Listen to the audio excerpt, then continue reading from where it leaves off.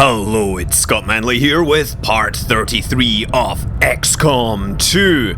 We have some supplies in New Mexico. Yes, a battle site with alien allies, Illyrium, and a couple of days of stuff. The streets were littered with the wreckage of pre-war combat vehicles, and for some reason we had alien allies there.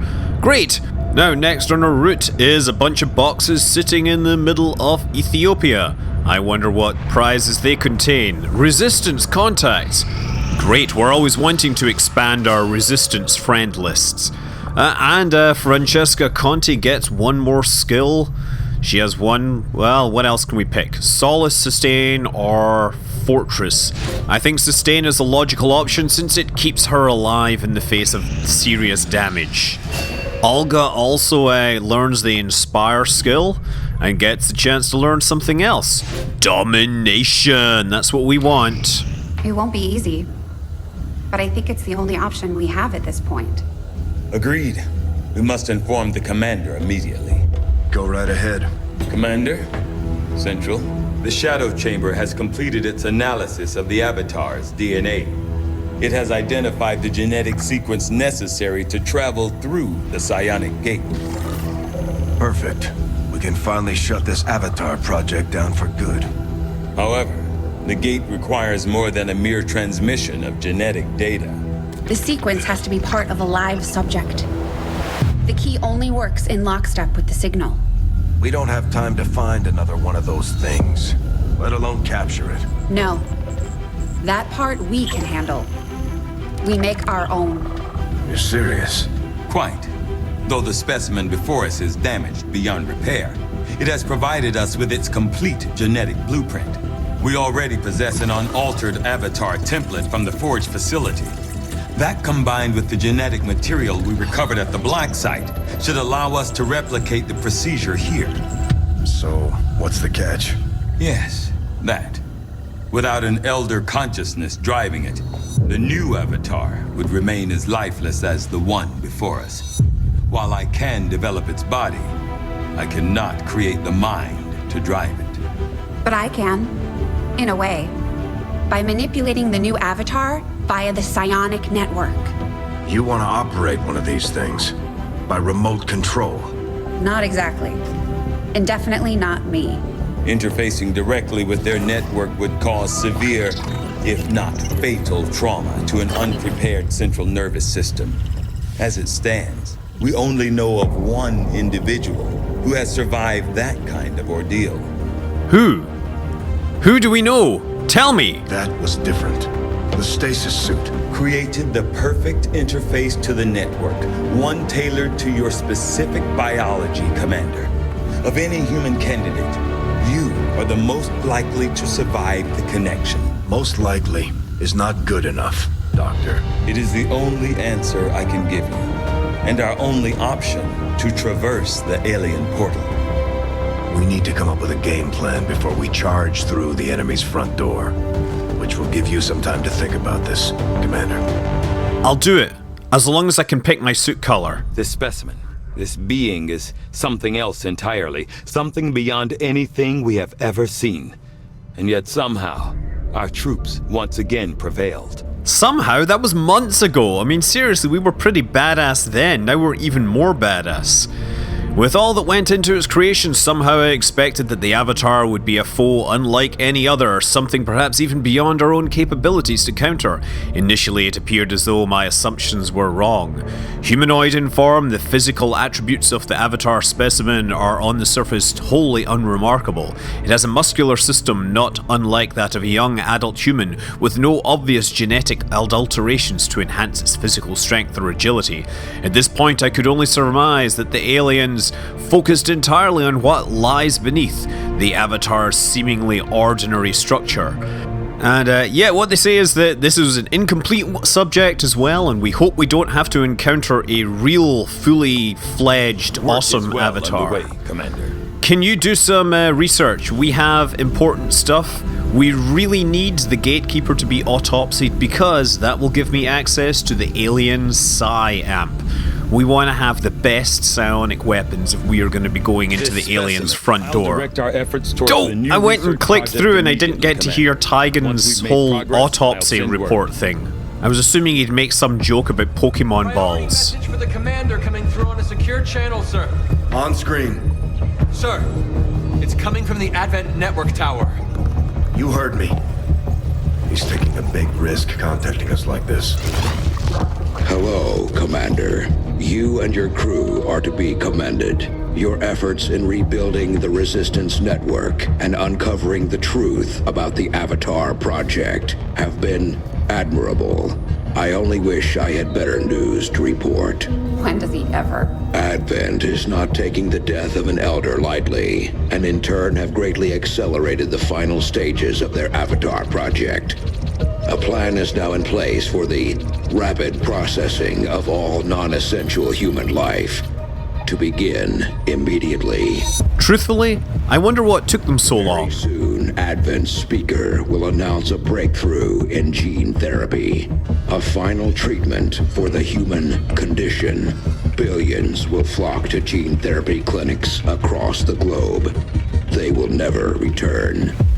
I have managed to secure tactical data and access codes to the Advent Network Tower. The speaker's address will be broadcast live to a global audience via this facility. The whole of Advent's network will be listening. It is this hubris that we must use against them. The information I am sending you should allow Dr. Tygan and Chief Engineer Shen to take control of the transmission and disrupt their entire network from within. Though my hope is that this disruption will confuse the enemy's forces long enough to allow your final assault a chance of success, I ask one more thing of you. Take what you have learned. Let the world know what is happening here. Wake them up. Broadcast the truth before there is no one left to listen. It seems we are both out of time. Farewell, Commander. Woohoo! Yeah, he's a proper badass now. Look at that, he shot down Trooper with one shot.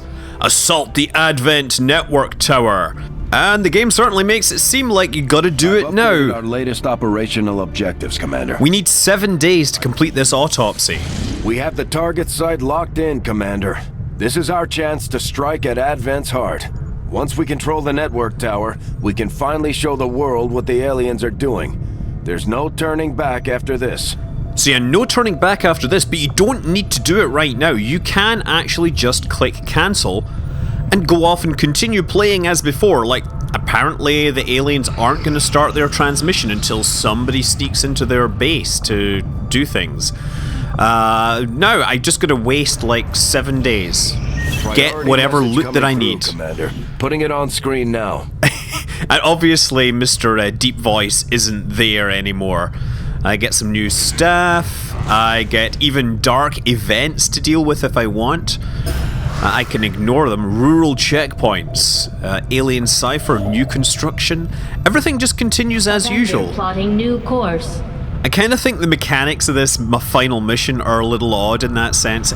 Really, there should be like a countdown clock till the global broadcast about the final solution for the human condition, and I'm making finger quotes like that. Obviously not Hitler salutes or anything. That's really bad joke. It's not a joke. That's bad. Yeah. Also, we get the Wraith suit, which lets us literally walk through walls. 2 more days to that Gatekeeper autopsy. We're gonna get our supply drop. We got all our stuff there. And we just have to wait a little more time. And honestly, I'm just gonna ignore the Black Ops. I don't care. We are gonna be going and knocking down that transmitter. Because whatever the Black Ops throw at us, we don't care. These findings will likely prove crucial to our ongoing efforts, Commander. You have no I idea. have come to suspect that this creature's unusual appearance is somehow directly connected to its notable psionic aptitude. The aliens always have some reasoning to their actions, even as twisted as it is often revealed to be. And we get the alien Psi-Amp. Yes, I'm sorry, somebody mentioned that I really should do this because alien Psi-Amp is the best psionic weapon in the game. Now I've got that, I don't really care about the Andromedon or the Berserker Commander. Autopsy. We just need to finish building our stuff. Build items. Let's get everything we can for this last mission. Alien Psyamp. We can put that on everyone. And now we can in fact go and make contact. So we have intel. This is a mission where you can actually spend intel to change your squad's capabilities. You can get individual concealment, video feeds, you could get an extra soldier on the ground. Now the base one lets you have 3, I think. If you get an extra soldier you can take 4, obviously, because what 3 plus 1 is 4. Integrated comms give you squad sight. That means that everyone can shoot everything. Individual squad concealment is a useful one in this case. So I think I'm going to take that. Commander, once we move on the Advent Network Tower, it's all or nothing. We won't have time to advance our research or deal with the wounded. We should only deploy once we're fully prepared. We are fully prepared. Trust me on that, Central. We are going to go in and we are going to kick so much ass that you will be impressed. If we're going to infiltrate the Advent Network Tower, we'll have to use a smaller squad. Try to draw less attention to ourselves than we already do. So yeah, just picking the best of the best. Obviously, picking our best psionic trooper.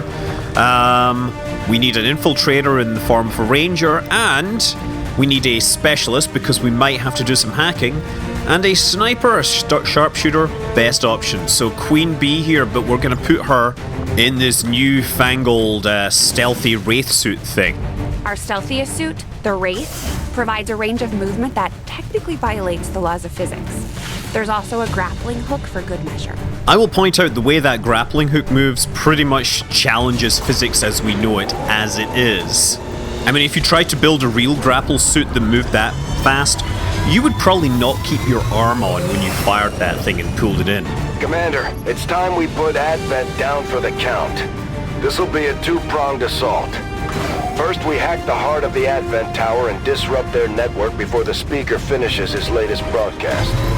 Shen's cooking up a little surprise for them that should more than get their attention. With Advent in an uproar, we'll access the portal and take the fight to their front door. All goes well, they won't even see us coming. It's risky, but it's the best shot we'll get. Once we start this, there's no turning back. Move to infiltrate the network tower. Locate the access point and hack in to seize the broadcast signal. Wow, that is more concealment than I have ever seen on any XCOM mission so far. We are just gonna conceal the heck out of this mission.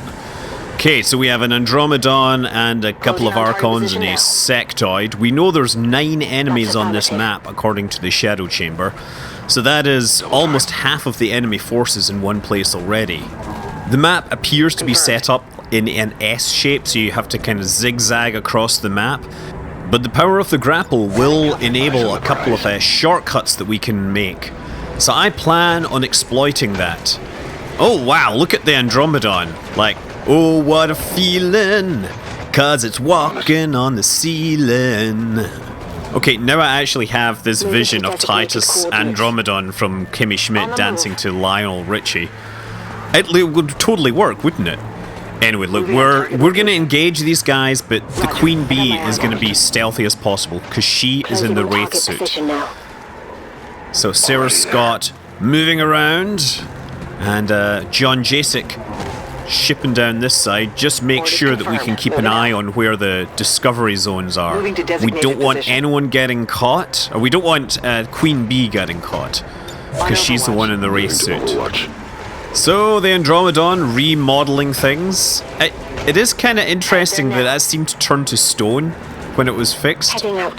Queen Bee moving a little closer there. And Sarah and Francesca getting in a good position. But Francesca goes for the domination. You are under my power.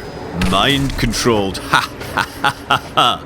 Now we're gonna have some fun, you hear? And we get the standard, oh my god, the aliens have seen us animation, which is kind of amusing, because you think they would have a slightly different reaction when they realise their big, superpowered, armoured, suited friend has suddenly switched sides. That was the last act of this turn, and now the hostiles actually get a chance to attack us. One Archon goes into Overwatch, the other moves in close and... okay, no, not sure what it's doing. Ooh, running over there, but not attacking. No counter-attack just yet.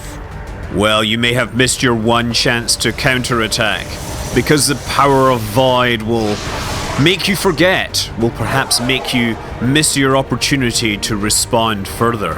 Yes, Overwatch is removed, and we get some more counterattacks. What else?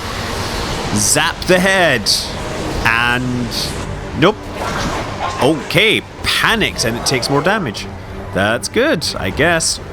Anyway, thanks to squad concealment, John Jasek has basically in a position that he's already outflanked that sectoid.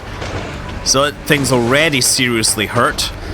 The Andromedon runs over because we really want to put that sectoid out of commission. And now with the enemy distracted, that gives the Queen Bee a chance to fly across to the other side of the chasm, leaving her friends behind, but heading deeper into the enemy's facilities. And now Sarah Scott can step out of cover and deliver a shotgun blast to that Archon, putting it down for the count. That leaves just one Archon to deal with, and an Andromedon, which is on my side. Okay, what you gonna do now? You're in some serious trouble, huh? Yeah, you're gonna run away. Ha! Finally! So much for the enemy forces. But we gotta move fast. We gotta keep these guys distracted.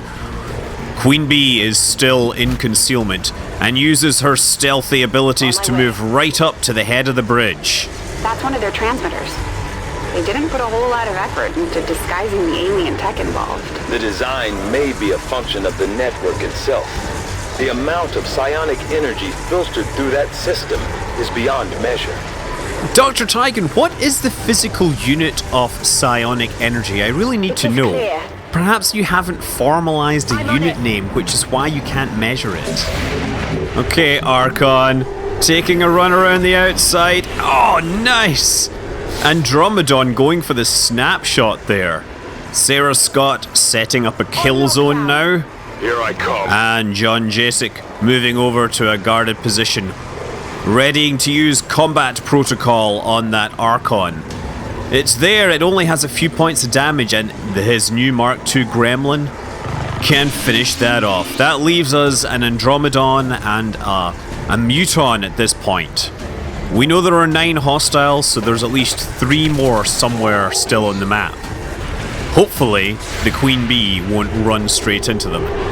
Sarah Scott getting her kill zone shot and executing that Muton with a single blast from her shotgun. But this is kill zone. There's more where that came from. Hey, Mr. Andromedon, how'd you like my shotgun? 8 points of damage there. Nice work. Oh, look, it actually jumped a wall instead of smashing through it. And my Andromedon, unfortunately misses. But hey, you're looking pretty cool doing it. Francesca moves up, gets a little more in range, and from there, she has the stasis ability to shut that thing down. Stop the enemy from responding in kind. And most importantly, potentially buying the Queen Bee a little more time on her most important mission. Yep, that's right, you missed your chance. Sarah Scott going for another shot. Critical, 14 points of damage. It is now into mode 2. Ready for the haywire. Or vulnerable for the haywire. Shut down or control. Not that it really matters. We'll just go for the shutdown. We really don't have that much use for controlling the enemy. We might actually alert more enemies. Anyway, Queen Bee, deploy the grapple hook. So that's essentially 0 moves. Now she can go into Wraith mode and run straight through the wall into the control room to the position. Just keep him busy for one more turn. Mr. Andromedon, 11 points. It ain't down just yet. On my way. Francesca takes the opportunity to move into better cover. And this thing is still shut down. But Sarah Scott gets her final shot off and finishes off that Andromedon. And now, with all the obvious threats dealt with, it's time for the Queen Bee to perform her hack. Yeah, this one of course would have been better to have John Jasek in the Wraith suit. In retrospect, we hack the array, we get a small alloy cache. That's not going to be very useful, but hey, thanks! And that is mission complete. Status confirmed. We have control of the network tower. The signal is going out. Woohoo, we're Pirate Broadcaster. And the mission seems to still be playing. Yes, turrets are noticing us and people are going on Overwatch. Spider Stank operation success. No wounds, no deaths. Flawless victory. And now we're broadcasting in golden style. See, purple indicates that it was broadcasting lies. Gold indicates that it's broadcasting, like, the truth about Advent. But now I'm eager to see what kind of truth Shen will broadcast. Firebrand has cleared the perimeter, sir. Meeting limited resistance. Well done, Doctor. Yes, it would appear the feedback pulse is having the intended effect. Shen, status. Did it work? Tell me it worked. Advent assures us this breakthrough will be available to all citizens immediately. We go live to the speaker for more. Fellow citizens, for 20 years we have put our trust in Advent, in the Elders, because we believed a better future is possible for all. Today, that trust, that belief has been rewarded. Advent peacekeeping forces are traveling across the world carrying the greatest gift from the Elder. Wow, Shen's an awesome VJ. A revolutionary gene therapy, yes, but so much more. This is an end to disease, to decay, to pain. The beginnings of a new tomorrow available to all of us today. He's not lying from a certain point of view. Humanity finally takes its rightful place amongst the stars. This is an important lesson to anyone giving a presentation. Always make sure your PowerPoint actually matches the speech you intend to give, or consequences happen. Although it's rare that you get beaten to death by the people you're presenting to. Anyway, that was a seriously successful mission. I don't think anyone will have got promoted. Well done, Commander. It's always good for morale when we ace a mission like that. I only hope I can do so well in the next one. And we'll find out in the next episode. Until then, I'm Scott Manley. Fly safe.